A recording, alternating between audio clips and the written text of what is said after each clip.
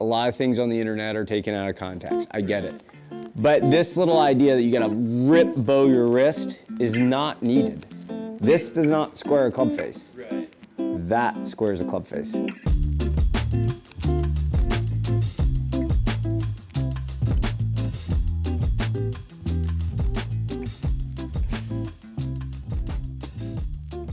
Here's why I think you flip it.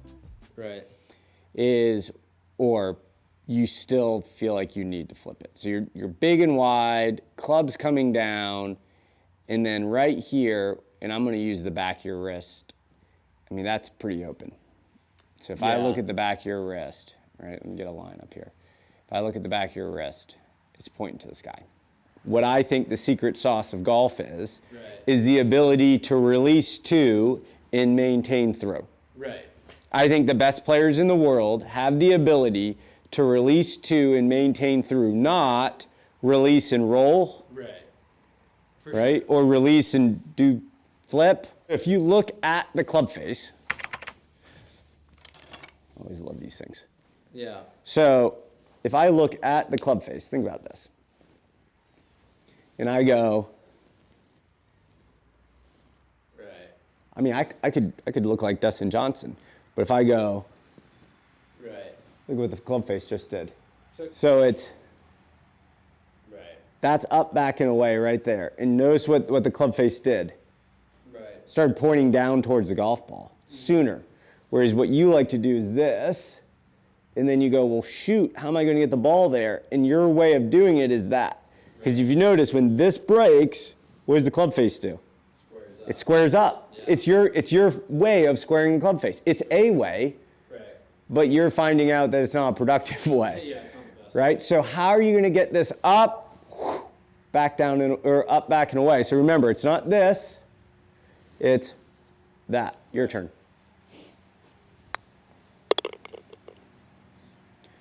Up, point, no, is that pointed to the golf ball?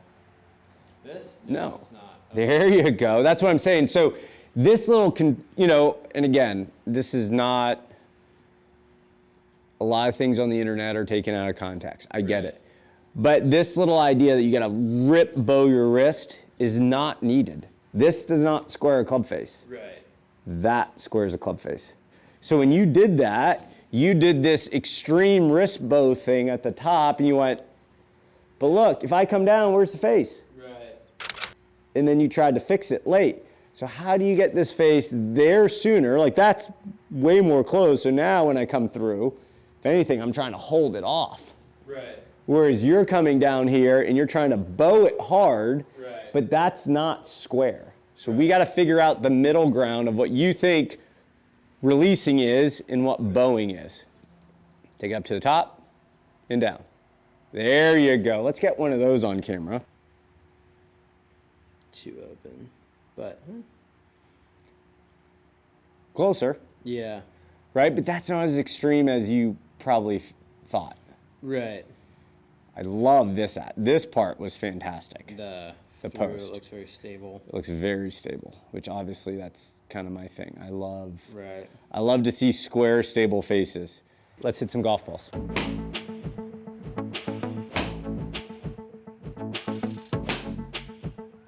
Ooh. That was different. Do that again. I like that one.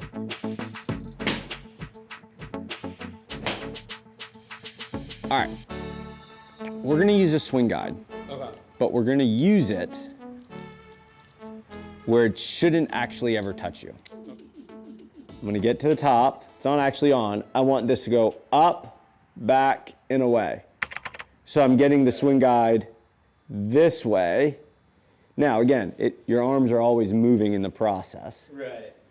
But that's the feeling. Can I get the swing guide away from me? And back. And then on that side. Yeah. Not this way. This is what you want to do, Right. or you did. Right. Can you get this? So, again, it should never touch. We're just using it as a reference point. Yes. How do we use the swing guide to feel this go? So we're trying to create space Right. away from the swing guide. Now, obviously, we can see it's going closer to the ceiling. So we got the up part, definitely got the back part. Just not the... I don't know, I think that's pretty good. I mean, that face is organized prior to impact. Right. I mean, I think you can play some pretty good golf doing this, don't you? Yeah. So see this move right here?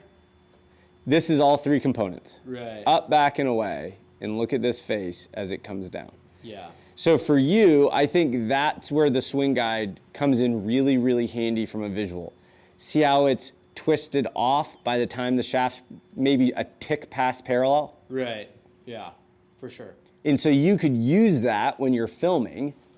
As like a sort of, you got it or you didn't. You didn't have it, right? And you can look in transition right here. Is the swing guide going away from your arm or is it staying closer to your arm? Again, we're just using it as a reference point. Right. I mean, I'd be really curious if you start playing golf like that. Yeah. I think that looks pretty cool. What we said is your club liked to come down, and in the process, the face would look too open too late, and your answer to solving that problem was this kind of up, scrunch in, throw, which led to this little weird exit. So he said, what would it be like if this club always got up, back, and away in transition? In the beginning, you had this idea of just, well, I'm just going to twist the face. Yeah. Well, that didn't actually get away from my forearm. Yes, it twisted off, but if I come down, face is wide open. I have to get all three parts. I got to get this thing going away from me, behind me, and twisting off, right? The up, back, and away. Yeah. And as I do that, that club face gets stronger sooner, which is really a way of reverse engineering a reason to get longer through the ball. Right. Because if that face isn't organized and you try to get long through the ball, you're just going to hit it 50 yards right, and nobody wants to do that.